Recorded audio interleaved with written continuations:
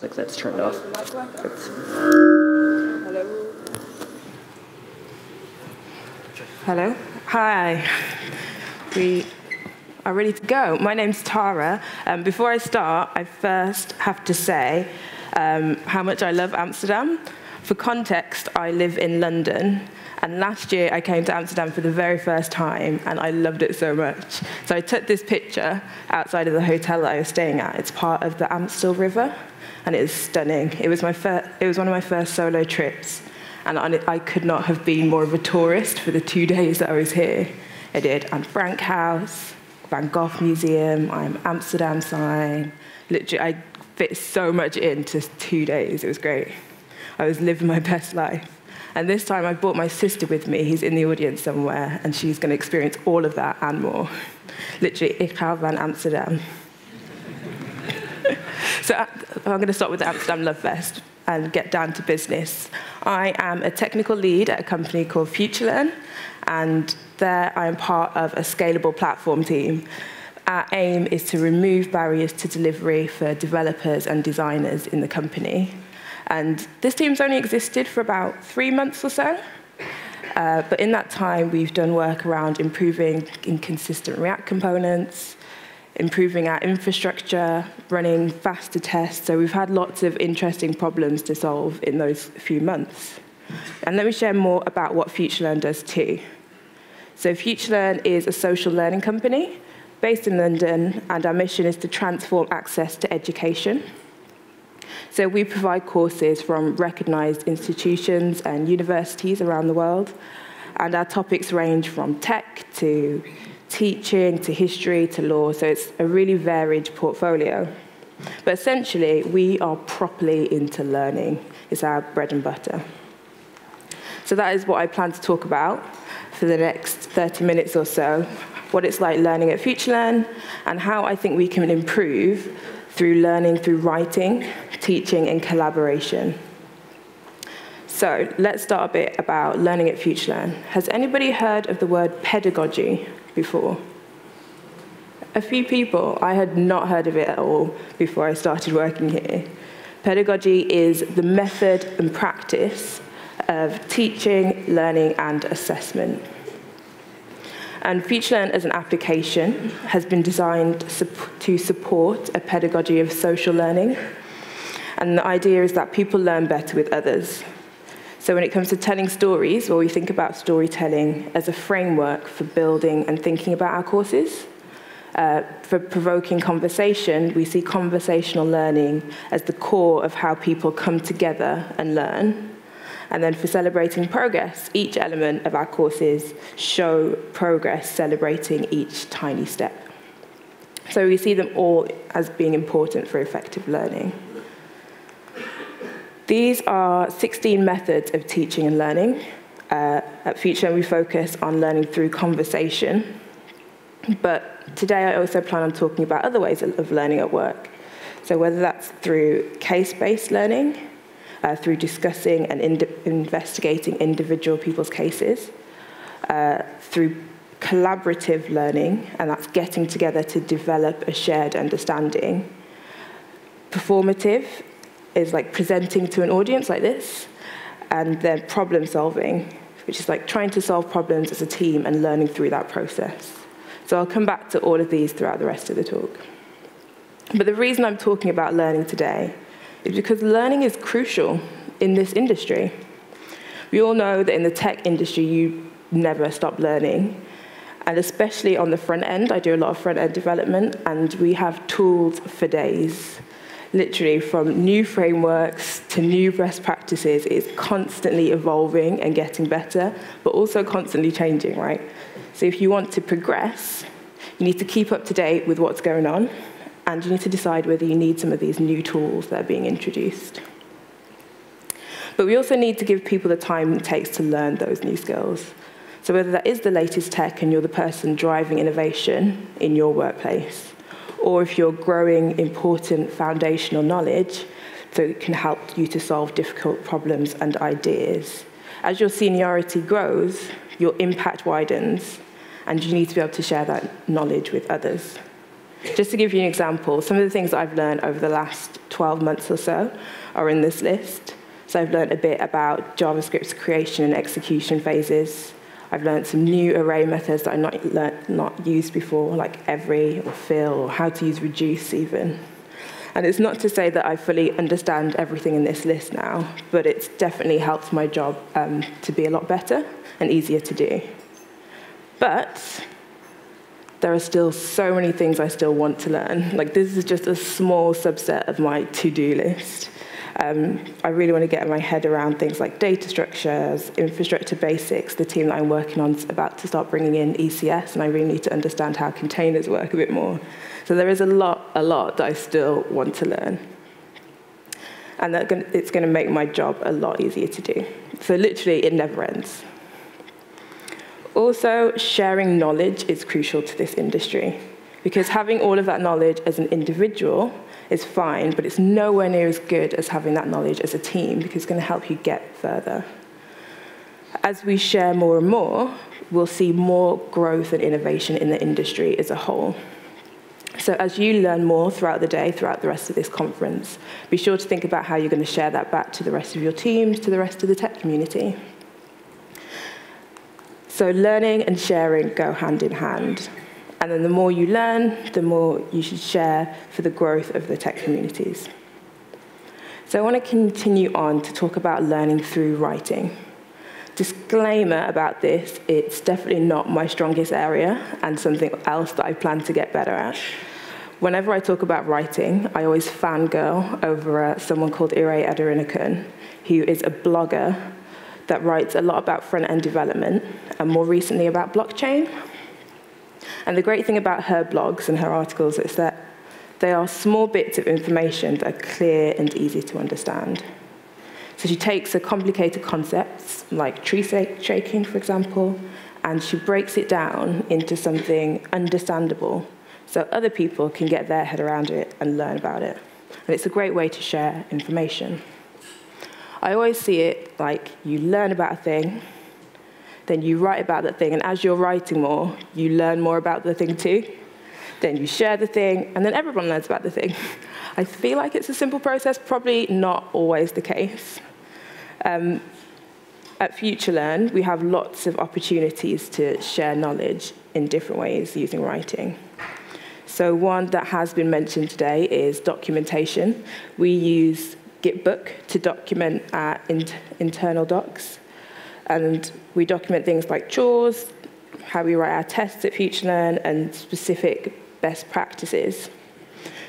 This is great for sharing what you've learned about our code base, but it's probably less great for sharing what you've learned in other areas. So we also have a Medium blog to do things like this, and this is more about the content that we want to share with the rest of the world. So on the Medium blog, we specifically share work around design problems and also things like what it's like to work in the tech team. These are generally less technical specifically, but always project focused. So articles here are less about sharing knowledge with internal teams, but more about sharing knowledge with the world. Another thing I found out about recently is this internal tech blog that we used to have. And if you can see, the last post was from 2018. So it kind of died out a little bit. I'm not sure what happened. But the intention was for it to be a low-pressure way of writing, and without your writing being available to the entire internet, only to a small amount of people, which I think is a great idea. And I think part of the reason people stopped writing here was because this was before we started using tools like Slack in the office, and we've got so many more methods and ways to communicate with each other that this was less important.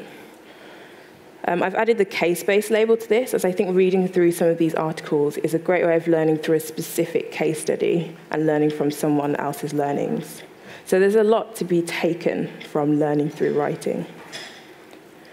I think it can be hard to adopt a culture of writing because not everyone is a natural writer. I'm definitely not.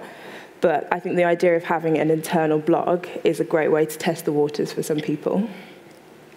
And also, you really need to make sure you aim at the right skill level. I've definitely read docs in the past that assume that I have information that I don't.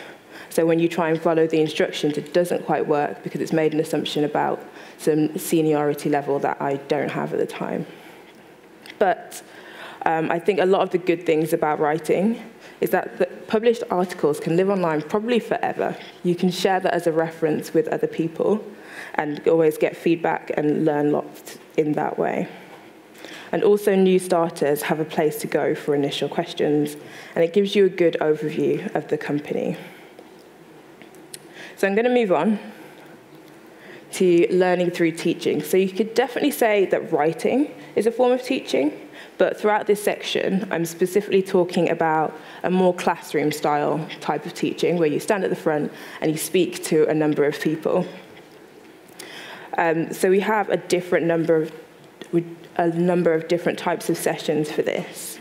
And I think this is probably my favorite style, just because you can learn a lot through doing this, and it really develops your personal skills, which probably doesn't make sense if you know me personally. I'm definitely on the introvert side of things, and I generally try to avoid attention, but actually, I do enjoy it.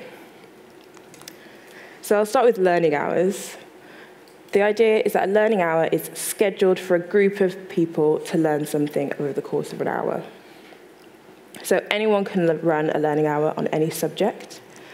You might call them brown bags or lunch and learn sessions, but we don't specifically have them over lunchtime. So this is performative for the teacher and problem solving for the attendees, depending on how the session is run. But usually they are a short introduction to the topic, followed by lots of hands-on experimentation by the people that go to them. And the idea is that an engineer, for example, might have an idea about some new technology that they want other people in the tech team to learn about, and they'll invite the whole tech team to join, and you'll all learn about that topic. So they're quite simple to get started, but let me share with you some top tips that I've learned throughout doing some of these sessions. So remember that it's only an hour that you have. So instead of going for a broad topic, like trying to teach everyone how to use JavaScript in 1 hour, instead, make it a little bit more specific and take a smaller section. So instead, you could do a learning hour on how to write JavaScript classes and how they work. Number 2, make them interactive. The optimal average attention span is less than 20 minutes before you have to shake things up again and get people's attention. So instead of talking for a whole hour, break it up into sections. So instead, do an introduction for like 15, 20 minutes into the topic. Give people exercises to do so they can get their hands dirty with code, and that is really engaging for them. And then finally, spend a few minutes at the end wrapping up the topic and sharing back what people have learned, because this is definitely going to improve people's engagement and the amount that they learn over that session. Finally, consider your audience. If you work with a lot of senior JavaScript engineers, it's probably not going to be useful for them to learn how to make a variable in JavaScript. So tailor it to their skill level.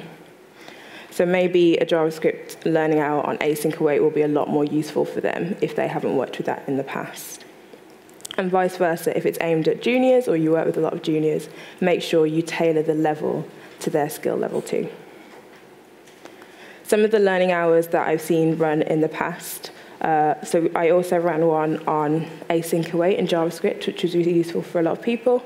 I've seen a great one on generative art with JavaScript and how you can use JS to make incredible art. My tech manager did one on hyperbolic crochet, and everybody had some crochet needles and yarn and learned how to crochet as a way of learning how to learn.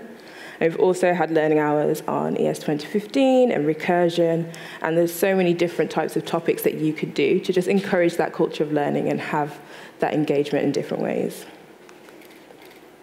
This can be hard for remote people if you're doing a lot of pairing, and that's why I definitely recommend remote pairing on the exercise portion of your learning hour. And depending on your structure, it can take a lot of work to put together, which is also why I recommend reducing the amount of time you spend presenting at the beginning of the learning hour too. Again, you want to make sure you aim at the right level, depending on what people's skill levels are and who you're expecting to show up. But learning hours can be really fun to do and also to attend, and it's a lot easier to learn through doing. And the great thing is that you get engineers working across teams because you have the whole of the tech team attending. Another thing that we do is something called Tech Lightning Talks. So one of my colleagues actually just had this idea and just started putting them in the diary. And every few months, we have an informal hour of 5 to 10-minute presentations on anything that you've learned recently. And I think this is a great way to practice public speaking without the pressure of having like a really large audience, because it's just a few people that attend these sessions. And so people have done presentations on using Vim, on like an introduction to Docker, using aframe.io, which was really cool, writing good documentation, or CSS code smells. So there's so many different types of topics that you could pick up and do a presentation on as part of this. And because it's only 5 minutes, it's less stress, I think. And this is another performative type of learning. While you're developing your presentation, you're learning a lot about the topic that you're sharing. I think some of the harder things about this is that topics aren't always relevant to everyone in the room. And because it's almost like a local meetup, it's hard to predict what kind of topics that you're going to get. But also, like a local meetup, it's harder to get speakers because not everyone likes public speaking. So you want to make sure you encourage people that they can do this and like encourage them in getting topics together and getting their talk together.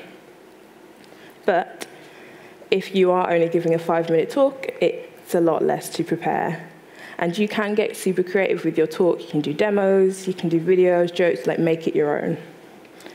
And the final part of learning through teaching I want to share that we do is show and tell sessions. So these are informal events every 2 weeks to share technical work or thoughts that people have. So in these sessions, people come and share part of the code base that they're working on or something they've recently shipped and how that works. So I've labeled these as case-based and performative because you're looking at a very specific problem that the speaker or presenter has had and presenting that info to other people. So I've seen some really good show and tell sessions on like React hooks that people have written, how people are starting to use Docker in the code base, complex CSS to create a progress bar, or how we've introduced Storybook. So I think one of the harder things about this is this is a live demo. I'm not sure if I need to say more about that, but when you do a live demo in front of people, they have a tendency to go wrong, and that's why I'm a bit concerned about doing one myself. But you do get to see code from other parts of the platform, and you get to see what other people are working on. And I think that's great because you can ask questions, you can adopt similar patterns, and you can give advice for improvements after this session too. So you get to see like how everybody's working and try and keep as consistent as possible. Finally, I'm going to talk about learning through collaboration. So by this, I mean 2 or more people coming together to learn something. And I think a great example of this is pairing, which I think a lot of people do. Who here pairs on a regular basis? Okay, so nowhere near as much as I thought, which is quite interesting. So also included in here is mob programming. I know pairing is not necessarily for everyone. Not everyone loves doing it at all times, but I definitely recommend trying it because I think both people learn a lot from the pairing session. If you're more senior, you learn a lot from teaching a more junior person, and if you're more junior, you learn a lot from the experience of a more senior person. What's great about this is when you talk through problems, you get to see completely different viewpoints and completely different ways of doing things. It's great for sharing knowledge, it's great for developing your interpersonal skills, and again, it's great for your teaching skills. What you generally see with pairing is because you're sharing your knowledge in this way, you see fewer coding mistakes. Another thing that we've tried is doing courses as a team, so online courses. And as someone that works on an education platform, it's also good to see like what the competition's like too. But it's good to time it right for your team. So recently we did Webpack Fundamentals online course. It was by Sean Larkin. This was a 4-hour course digging into how Webpack works and how it should be used. And this was just as we were making changes to the performance of our Webpack config, so we wanted a bit more information on how that should all work. And it was like really well timed. I definitely recommend just sitting in a room for an hour, working through an online course and pausing to talk through and have discussions in that. We found it really useful. Something else we do is a session called Talks We Love. So this is where, when you've been to a conference or a meetup and you've seen a great talk that you want to share with the rest of your team, you book in an hour to watch it together as a group, and then you talk about it a bit afterwards. So I've seen some of these on retrospectives and how we can do better retrospectives in our company. Also things on tech leadership and having an ask versus guess culture. Like, going to a lot of different conferences and meetups, you see lots of great talks with great ideas, and it's always really useful to bring that information back to where you work. One that I did not too long ago was from a conference I went to in June called the Lead Developer in London. And this is a conference for leaders in the tech industry and developing your leadership skills. So someone called Nicholas Means gave a great talk about Eiffel's Tower and how that relates to technical leadership. And then I made a slide of questions to talk about as a group after we watched that talk for half an hour. And the idea is to get the conversation going. What was interesting about this talk, you might see the emojis at the bottom here, is that he talked about the poop umbrella and how you try and protect everyone from the politics that goes on in the company. And he compared that to actually a heat shield where instead of letting everyone get burnt by everything, a little bit of heat gets through, but you're still protecting them. And I thought that was really interesting. I definitely recommend that talk. So these kind of sessions are great for getting people to talk about ways that we can improve culture. We also have regular catch-up sessions. So we have a regular front-end catch-up and a regular accessibility catch-up are our main ones. And essentially, these are meetings every 2 weeks where we just talk about people's specific problems. So you have an agenda on a Trello board, and anybody can add to the agenda with questions or thoughts or updates about what they're working on. So these are some examples that I picked straight off the board. We talked about how we can get rid of jQuery, because now we can do a lot of the same implementation without it. If we still need to distinguish between atoms and molecules, so we use a design system where we split up our components into atoms, molecules, and organisms, and now we're deciding, actually, do we still need to do that? But there are lots of different things that we discuss in this session. It's completely up to the individual to come with what they want to talk about. I think some of the harder things about learning through collaboration is having a smaller number of people learning on a specific thing. You'll have less of an impact, and it can be difficult to come to a consensus if you're having a debate about something. So this is quite specific to catch-ups, where you're having a discussion about what direction we should go in. It's always hard to come to a consensus when you've got a split opinion. But some of the good things is that people can upskill at the same time, and because you have a more individual case, you can discuss more specific problems and delve deeper into a problem, which you wouldn't be able to do at a learning hour or a tech lightning talk. So those are the 3 things that I wanted to talk about. But before I finish, I want to touch on a couple more things. So where I work, it's very open to learning on the job, because it's definitely ingrained in our culture, in our product. It's a big part of it. But I'm aware that not every company is like that. And it can be difficult to propose these ideas to employers that may not understand the benefit. I recommend this blog post, Top Tips for Learning at Work, on FutureLearn, and it also links to a blog post called How to Convince Your Boss You Should Take a Course During Work. It talks about how you can present a case to your manager about what and why you're learning with an email template that you can use to send to them. So I definitely recommend that if you think you're going to get some pushback from the people that you work with. It also talks about questions that you might get and how you can anticipate them and the responses that you might be able to give. And then once you've gone through that process the first time, they'll see the positive impact that makes and make it a lot easier to do it going forward. Okay, so I've talked about writing through things like documentation, internal and external blog posts. Also in here you could have week notes or journaling or meeting agendas. I know a lot of people do. And writing is great for easy sharing. I've talked about teaching through learning hours, tech lightning talks and show and tell sessions, which are great for more fun and engaging types of learning.